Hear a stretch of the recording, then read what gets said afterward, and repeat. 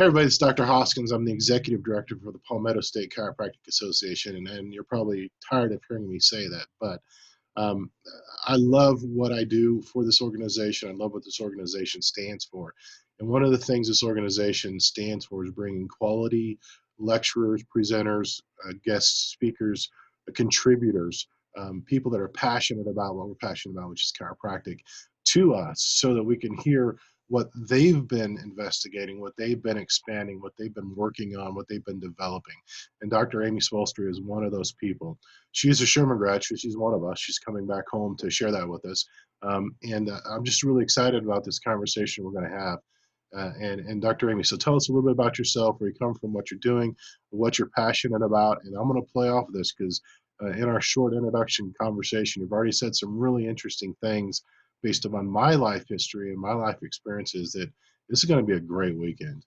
Oh, well, thank you. First of all, thank you for that lovely introduction, and thanks for having me, along with my friend and colleague, Dr. Steve Tullius. We don't We're need to going talk to about Steve. Don't talk about Yeah, yeah, Steve. yeah. Forget about him. We're going to be doing some things, but mostly I'm going to be talking. So yeah, we're gonna come and we're really excited because what I do, what I'm really put on this earth to do, is to help improve the expression of life of individuals and families who are impacted with behavioral, learning, and socialization challenges, or neurodevelopmental or neurodeflective disorders. And those of you that are coming are going to learn, like, what the heck did I just say, and how does that all fit together? What are neurodeflective disorders? And one of the things that I see is in chiropractic is we can have the most principled chiropractors, which I consider myself a principled chiropractor, and we can have the most principled chiropractors not really knowing how much of an impact that we can make with specific chiropractic to individuals who are suffering, struggling to engage in their world, connect, learn from their world in an efficient way, meaning they're having troubles with behavioral learning and socialization challenges. And so often chiropractors miss the big understanding of what we do by correcting subluxation and how it impacts the bigger picture of the trajectory of brain development. And so we know that we want to work with kids. We know that kids are better unsubluxated than subluxated. But because we don't necessarily know enough of what's going on outside of chiropractic, in developmental psychology, in neurooptometry, because we don't have those influences really, and aren't able to filter that information through our understanding of chiropractic principles, sometimes we do kind of one of two things. One, we kind of blindly say, hey, the power that made the body heals the body, and we are better. These kids are better unsubluxated. And that's true. That's great. That's wonderful. But we then struggle with deeper conversations. We struggle with, like, well, if I am adjusting this kid and he's still having hyperactive behavior, and mom's coming to me after X amount of time with this hyperactive behavior, what happens to even the most principled chiropractors is oftentimes, because we don't know how to look at the trajectory of development, oftentimes we start to shift away from chiropractic and into what I call the deficit model.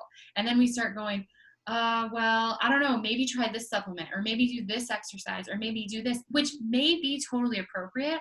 The problem there is that we're losing the chiropractic. We're losing the understanding of how chiropractic plays into it, is the foundation, correcting subluxation, a healthy nervous system, healthy information being sent to the brain so the brain can process, integrate, grow, develop, and then send information out, is the foundation of everything for these kids' healing trajectory. So what happens is, because we don't know enough about how we really are impacting this trajectory, so often we shift over to either just blindly saying, I don't see it, I don't want to talk about it, I don't know how to answer your questions, and maybe inside you're getting frustrated with, what does chiropractic really do? Or you jump into, well, maybe I need to be doing all these other things, and you lose chiropractic, which both of those options are not good. Right, and you've said several things I want to go down the road. And first one is I'm going to ask you. I'm going to work backwards now, actually, because the most current thing you said is, we want to add things to what chiropractic has to offer because we may not understand everything that we're actually doing. I graduated from chiropractic college in 1992, so that's a long, long time ago. And some of our attendees will have graduated way before then.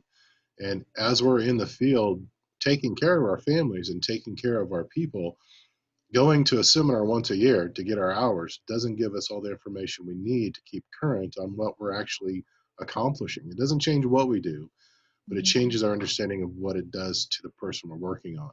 And that's Great. what you're bringing is it doesn't, you're not bringing information that's going to change my adjustment or my technique. You're bringing information so I can understand the deeper ramifications of what's going on. And that is exciting. And that's why we have these conferences. And that's why we should want to be around our colleagues that have different passions, because your interest in neurodevelopment, and especially the infant to adolescent to adult morph, is something I'm not as interested in. Mhm. But I need your expertise and passion to illuminate that area of what the chiropractic adjustment actually does. And so I applaud you for that. And I'm encouraging anybody listening to this, find your seminars and get more educated, not to change what you do, but to change your understanding of what you do, so that it has more impact and you can have a little bit stronger faith in it. Now, so that's the comment on that last part. That just is so pertinent today, especially after this COVID catastrophe has really ripped the fabric of our families apart. To come back together with this type of thing is really important.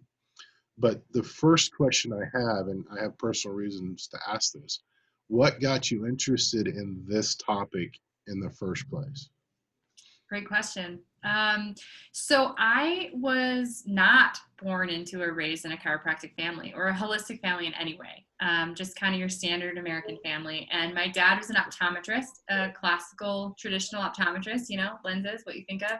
My mom's a school teacher. And my brother, who's 20 months older than me, so we kind of grew up like twins, he was having some deflected development. He Mhm. had challenges, behavioral learning challenges. And my dad, actually, to make a long story short, and we'll talk about this because it's important to know how we created this work. He became a neurooptometrist, which is kind of a specialty within the optometric profession. Mhm. And they're actually it actually is it neurooptometrists are really how optometry is like the foundation of optometry. And so people don't know that. Like how often are you in practice and people go and you're practicing like, straight chiropractic, principal chiropractic, and people are like, this is so different than what chiropractic used to be. And I'm like, no, this is what This chiropractic is used to what be, chiropractic used actually. to be. Yeah. Yeah, that's kind of like the optometrist, right? And so basically neurooptometrists are saying like, hey guys, we know that these things are your only part of your brain sticking out of your head. And we know that the patterns of movement or irregular movements tell us a lot about the brain. Yeah. And then that can tell us a lot about the trajectory of brain development, and we can start to put this stuff together. So anyways, my dad became that type of a practitioner, and of course my brother and I both were in what's called vision therapy, and we went through this whole thing growing up. And he was a leader in his field, so we grew up in the back of lecture halls learning about brain development, and I was like, cool, great. It was just kind of part of my worldview.